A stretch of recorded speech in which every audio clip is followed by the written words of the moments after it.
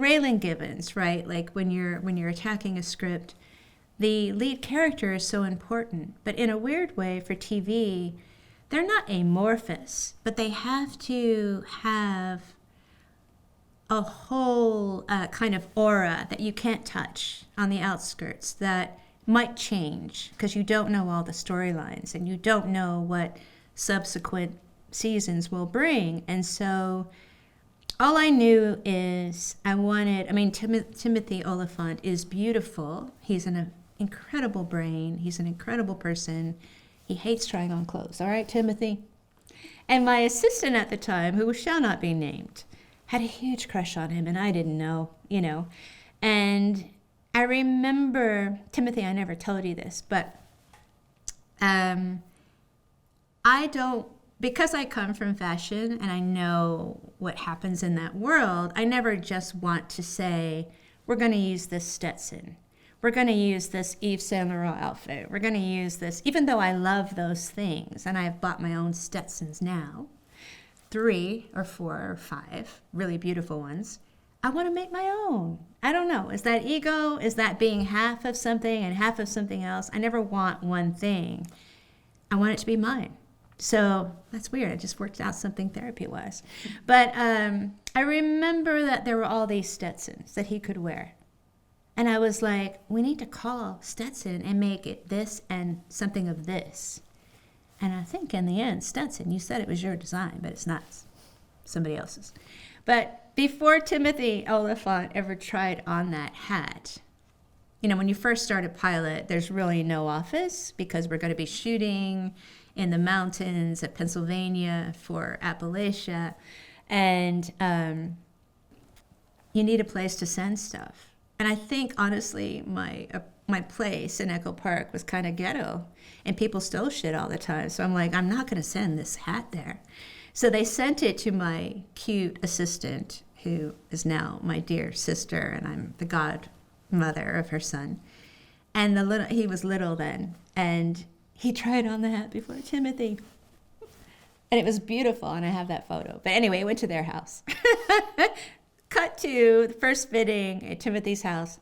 And I love him because he has a giant dog. There's another story. And the biggest place was in this kind of main big room like this one. And my assistant almost lost herself because Timothy just went in the corner and changed his pants right there. I mean, she always recants the story.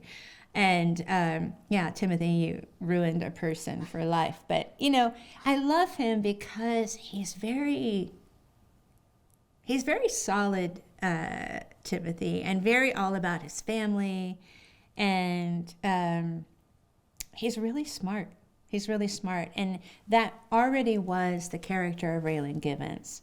And so all I did was kind of take the center of who Timothy was already, someone outsmarting everybody, essentially, and gave him a little shine, right? I gave him a little old Hollywood. It wasn't really old Hollywood. It was really old Kentucky. I took sort of very thin 50s ties because I didn't want him to be flashy. He's already pretty. I don't need to, one-up the pretty, because who's going to believe that, right? So all I did was take his beautiful self and his intellect, push them all together. They were already there. And then I did a really lean silhouette with Levi's, because nobody was wearing Levi's. That's what I remember. And I was like, nobody's going to fucking wear designer jeans in Appalachia and actually have a job, It needs to be a uniform of such that you trust the person. And maybe he's a little dangerous because he's a little street for Appalachia Street. And so it was Levi's, proper boots, that weren't silly. They were everything is, when I think of menswear, because I love menswear so much for me, I always want it to look like it could be many different eras or decades. And so for Timothy, for Raylan Givens, it was a certain kind of boot that could be from the 1900s or whatever year it was that we did that. Levi's, which really haven't changed that much. In subtle ways, they haven't been changed that much. A certain vest, because he had a lean silhouette. I mean, he looks beautiful in clothes. He had a swimmer's body with a jacket, a blazer over that. Maybe I was dressing that way a little bit, and maybe that's ego again, but I was like, this would make a really cool dude, like a really cool marshal in Kentucky. And I'm from Kentucky, so why can't it be real? So it was all this amalgamation of things. The other person was Walton Goggins, that, I think of street preachers, but take a street preacher in the middle of a city and make them, a foe, a villain in Appalachia, in a mountain. And so all I did with him that I really fought for was to do this kind of really slubby, maybe from a Salvation Army, because that's where a lot of the clothes come from in Appalachia, this white muffler, wool scarf. And Walton, too, is such a character. He really comes from a family, maybe it's him and a sister, but a small family of kids, and they would do this dance and sing, kind of like yodeling. I'm not kidding. And so, again, I was like, it has to be real. I have to take that essence, and make him this guy who runs the train of meth that's happening throughout all of the mountains.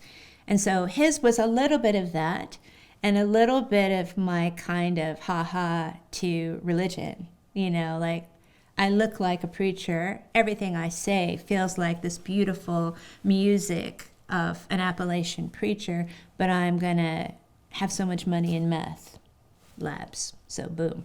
And then, the women of the show were kind of a conglomeration of photos that I looked at.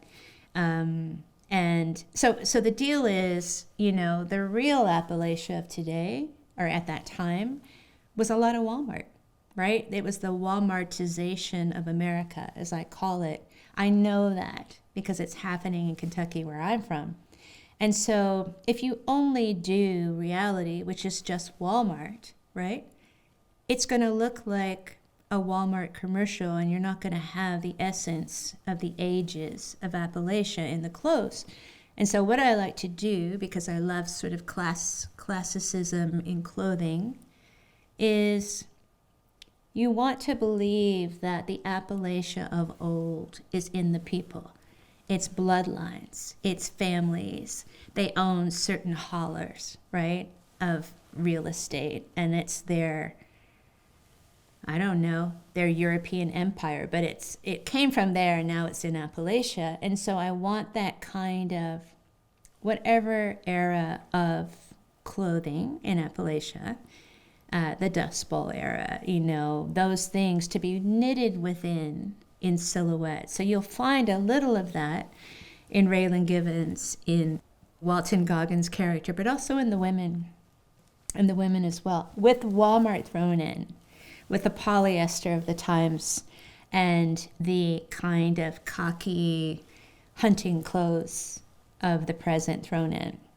Because that's the real, and that's how you show money between drug lords.